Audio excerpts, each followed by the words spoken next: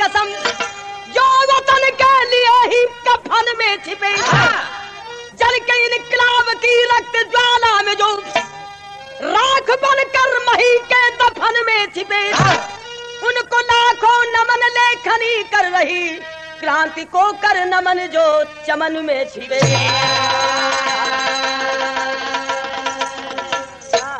अंग्रेजी जमाना रहल, देश गुलाम रहल, ये देश के नौजवान ए भैया हमेशा से ए भैया क्रांति नौजवानन के हाथ में रहल।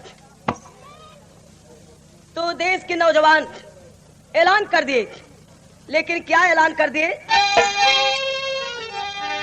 ऐलान कर दिए कि अरे गंग लहू की बहा दो वीरों, गंग लहू की यानी लहू के गंगा बहा दा, छोट मोट नदी ना, तब काम हुई। कहे अरे गंग लहू की बहा दो वीरों, कर दो यवनी अंबर लाल, अरे क्रांति की जल गई मसाल,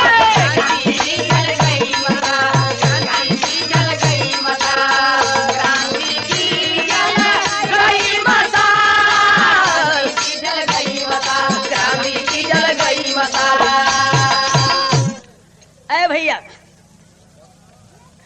ऐलान जब हो जाता है, सुना सुना भाई, भाव उस समय का वातावरण और हर वक्त की बात है। तैयार बढ़ के मास्टर, हाँ वाह वाह। अरे बिगुल जब जंग का ये रणधरा बजाती है, वाह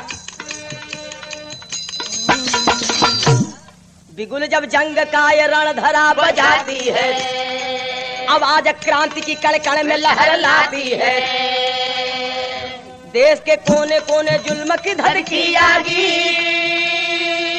और क्रांति की ज्वाला में जलने को कूदे है बागी, खास मदरास में बम कांड हुआ भारी है, 25 बागियों की हुई गिरफ्तारी है, कितने को काला पानी करते जुल्म जागा है, खड़े चौराहे पर कितने को गोली दागा है, 7 को फांसी के फंदे ऊपर झुला दिया, खबर पेपर में ये गवर्नर तब छपवा दिया।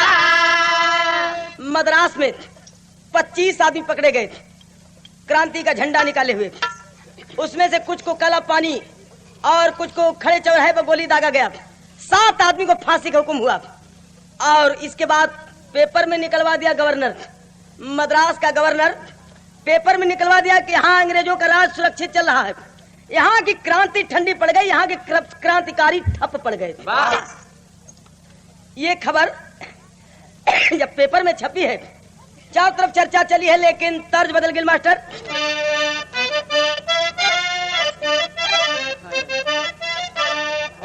कौन तर्ज है?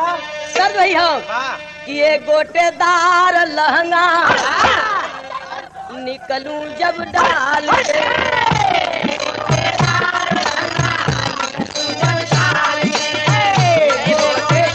लहंगा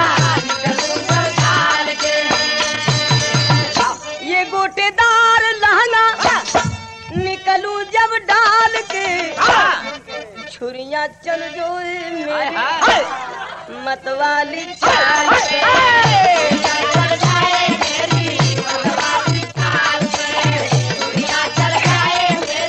मतवाली चाल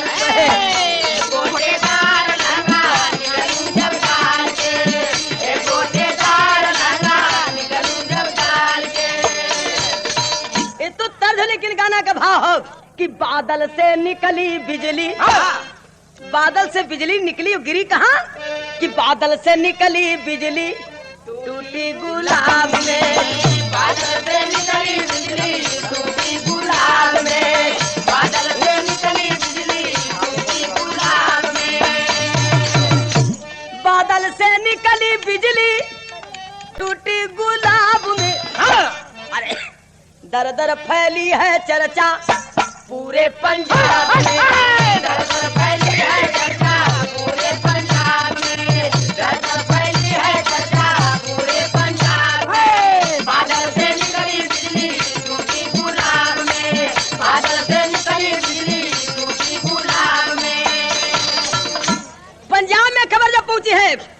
पंजाब का मशहूर क्रांतिकारी हजारा सिंह। पंजाबी जवान जब खबर पाए हैं, होता है क्या, नामी हजारा सिंह सोचे उल्लास में, चल के जगा दूं क्रांति फिर से मद्रास में। अरे पट्टा पंजाबी निकला घर से रुआब में, पट्टा पंजाबी निकला घर से रुआब में, पट्टा पंजाबी निकला घर से रुआब में। बादल से निकली बिजली टूटी गुलाब में, बादल से निकली बिजली टूटी गुलाब में। हजारा सिंह कहते हैं कि अरे मद्रास में क्रांति ठंडी पड़ गई। अरे जब क्रांति ठंडी पड़ जाएगी तो क्रांति का नाम ही खत्म हो जाएगा। क्रांति कभी ठंडी पड़ती है ए भैया? लेकिन कहते हैं कि चल के फिर से जगाना होगा। हजारा सिंह घर से झोला झप्पड़ सजा के और चले गए तैयारी के लिए। उनका नई नवेली दुल्हन पूछती है कि आज कहाँ तैयारी है? कहेंगे जरा बाजार जा रहा हूँ। दुल्हन कहती कि बाजार जा रहे हैं तो एक चीज घटल हो ले आया। लेकिन घटल का चीज हो, तर्ज एक बदल गई। फिल्म नदिया के पार तर्ज वही बा कि कौन दिशा में लेके चला रे बटोहिया, कौन दिशा में लेके चला रे बटोहिया, कौन दिशा में लेके चला रे बटोहिया। अरे ठहर ठहर ये सुहानी सी डगर जरा देखन दे, देखन दे, कौन दिशा में लेके चला रे बटोहिया, कौन दिशा में लेके चला रे बटोहिया। ठहर ठहर ये सुहानी सी डगर जरा देखन दे, देखन दे। एक तो हम टोली अरे भैया, लेकिन गाने का भाव दुल्हन कहती है अरे लाज शरम तज बोली रे दुल्हिया, लाज शरम तज बोली रे दुल्हिया, लाज शरम तज बोली रे दुल्हिया। अरे घटल कहो कि मोरे मांगी का सिंदूर पिया ले आया जरूर, मांग भरने तो दो, भरने तो दो।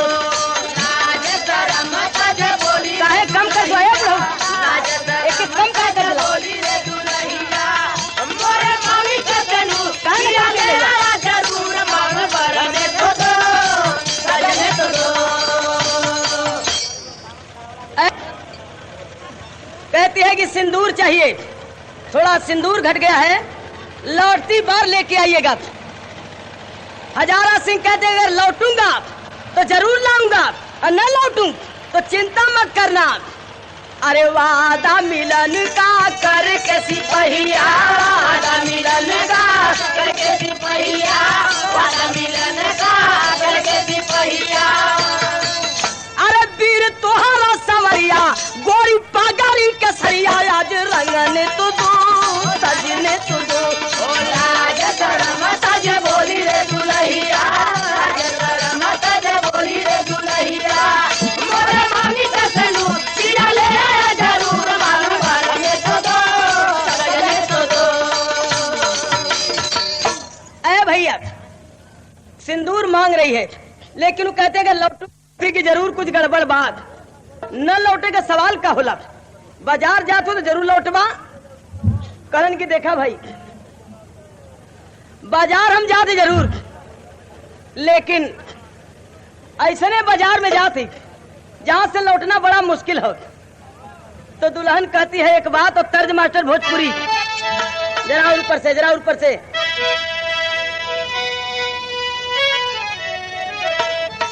तर्ज जो है बा कि बह पुरवैया पावनवा झाकरे झूर, अरे सैया जी का तोरल दहिया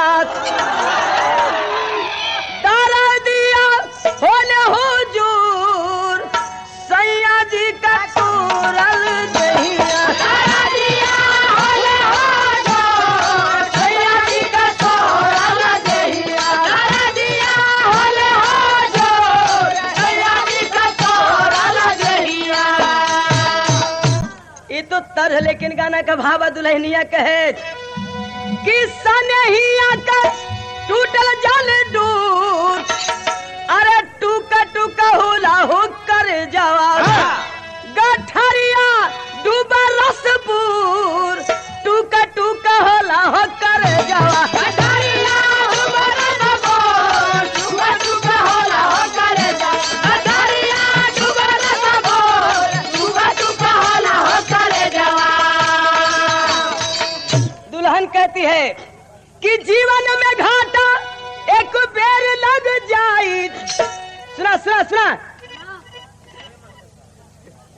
घाटा एक बेर लग जाई, बीतला बसंत फिर नहीं आई, बीतला बसंत फिर नहीं आई, बीतला बसंत फिर नहीं आई, समैया बड़ी हो कठोर, अरे टुका टुका होला हो कर जावा। कहती है कि जीवन में घाटा एक बेर लग जाई, अब बीतल बसंत फिर नहीं आई, इस जवानी का मौसम जब बीत जाई तो सब मौज बिगड़ जाई, समैया बड़ी है कठोर। कहन कि इस समय हमें जाने दो, मैं आजादी के लिए कुछ प्रयत्न करने जा रहा हूं। और इतना कह के घर से निकलन तो तर्ज बदल गई मास्टर।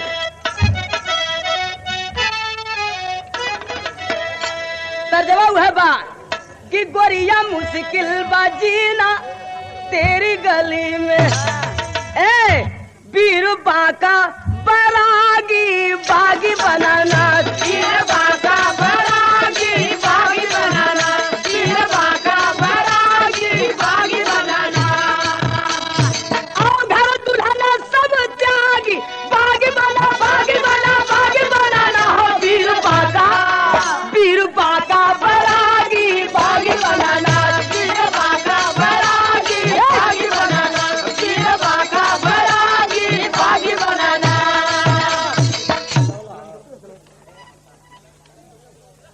3 अगस्त सन 31 को भाई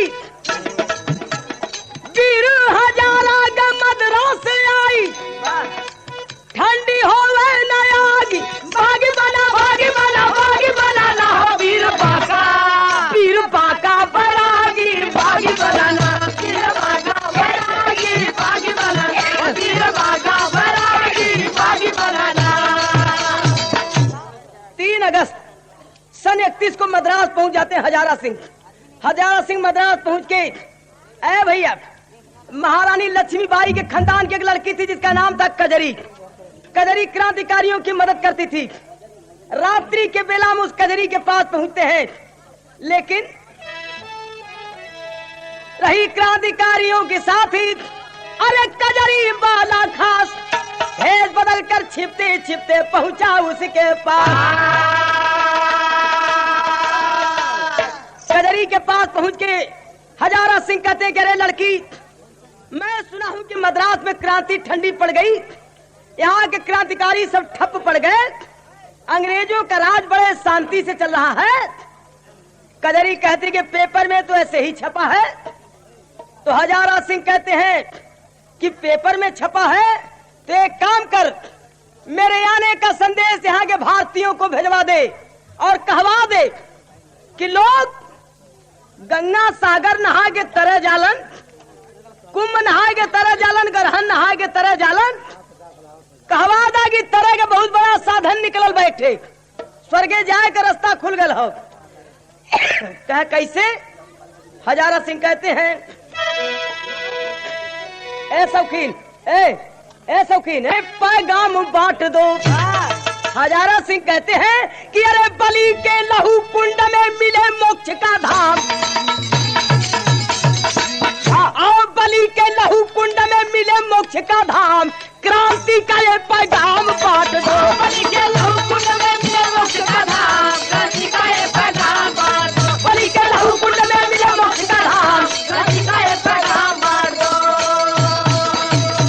कहते हैं कि पर्चा बंटवा दो, रातों रात आ गई सुहानी बेला है, आजादी के सरदारों का लग गया स्वर्ग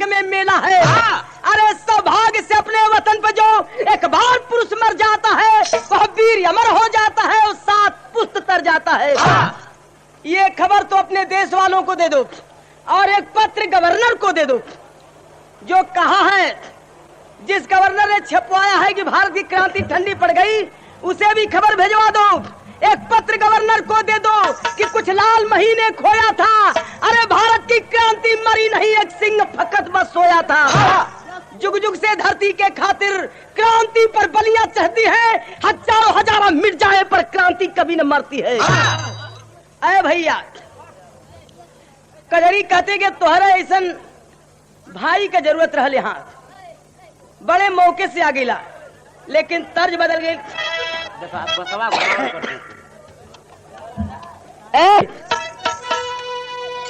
तर्ज है बा कि साची कहूँ तोरे आमन से हमारे अंगना में आई बहार भौजी, अंगना में आई बहार भौजी, अंगना में आई बहार भौजी।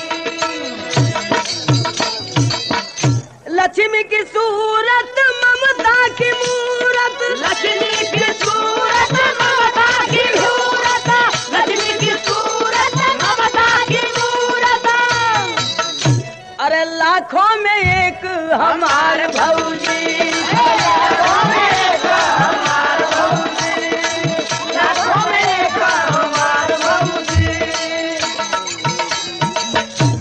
1 रुपया राजेंद्र प्रसाद भू बोली पर जीवन होंगे हजारों निसार बिरना, होंगे हजारों निसार बिरना, होंगे हजारों निसार बिरना। अरे बात के राखी चुमक कलाई, बात के राखी चुमक कलाई, बात के राखी चुमक कलाई, करबे मदद हम तोहार बिरना,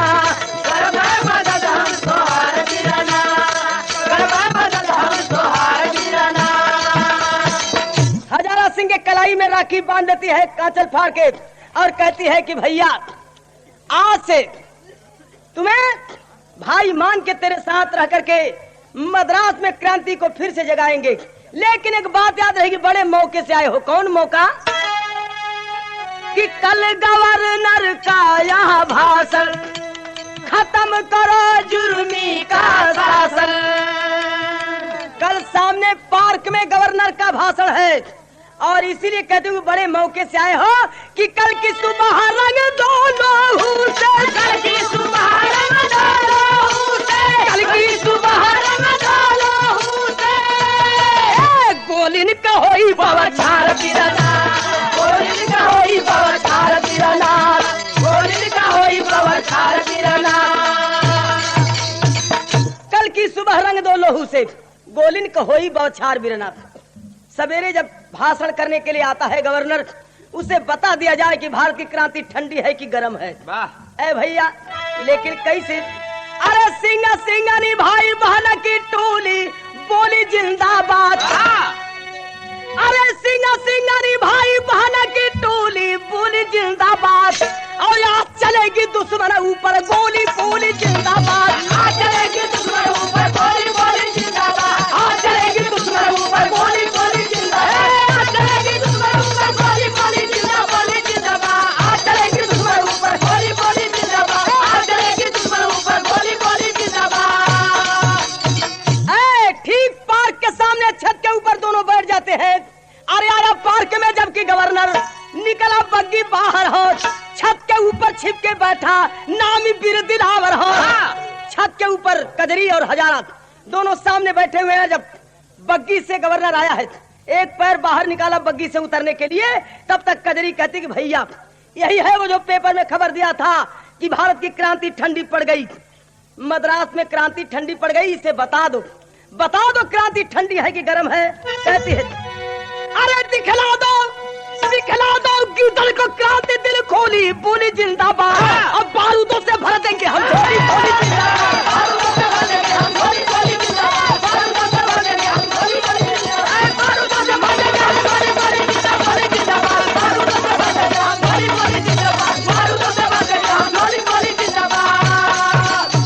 कहती है दिखला दो गिदड़ को क्रांति दिल खोली बोली जिंदाबाद, बारूदों से भर जिंदाबाद। इतना जब आवाज देती है कजरी, अरे शिकार निकला रंग मंच से, होके बग्गी पर सवार, अगल बगल ते 16 सिपाही, अगल बगल ते 16 सिपाही, अगल बगल ते 16 सिपाही। छत पर बैठा पीड़ा जुझार, किया दनादन 7 फायरिंग, किया दनादन 7 फायरिंग, किया दनादन 7 फायरिंग, किया दनादन 7 फायरिंग। गोली गई कलेजा फाड़, बग्गी से गिर गया गवर्नर, बग्गी से गिर गया गवर्नर, बग्गी से गिर गया गवर्नर। एक गोल भरे निकलने उतरे बदे के, तबला दनादन 7 फायरिंग कैले से मम्मा वही दरिया ठेहुनिया के मट्टी में मुंह रगड़े लगल। ए भैया, तब तक से जो बॉडीगार्ड थे चारों तरफ देखने लगे गोली किधर से आई। तब कजरी कहती है, अरे कजरी कहे न तब 1000 से बचनिया, होई जा तू बिराना यहाँ से अब फड़ा।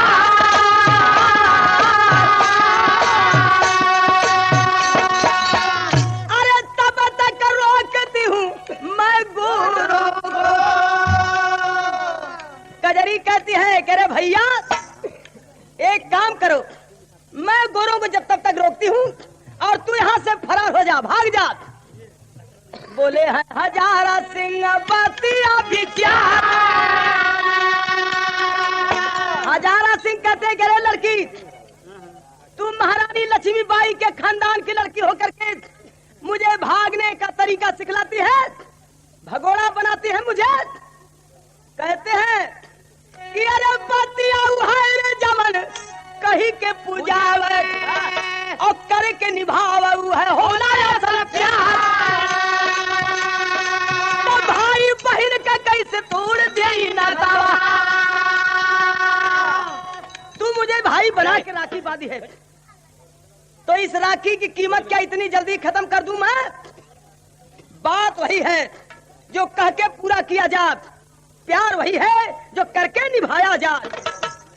कजरी कहले समय मत कर बेकार, अरे जाई के जगह क्रांति देशवासियाना में। कजरी कहती है समय बेकार मत कीजिए और जाके मद्रास के भारतीयों में क्रांति को जगा दीजिए फिर से। ए भैया इतना ना कहा था कूदी छत से ललका, इतना कहके बारूद का झोला लेके कूद जाती है छत से। न जिंदा रहूंगी न मेरे प्रेम में पड़ करके ये यहाँ अपना समय खराब करेगा। लेकिन जब कूद पड़ती है तो मनवा न माना हजारा सिंह सोचे, अरे बहिनी का कर दे अंतिम संस्कार। अजाई के उठावा लगल कजरी का लसिया, घेर के सिपाही करी लेहन गिरफ्तार। जाकर कजरी के लाश उठा लगलन है, अंग्रेजी सिपाही घेर के पकड़ लेते हैं। जब पकड़ गए हैं तो चलो मुकदमा भैली नाहार के फांसिया। जेलर पूछा अंतिम इच्छा बोलो सरदार।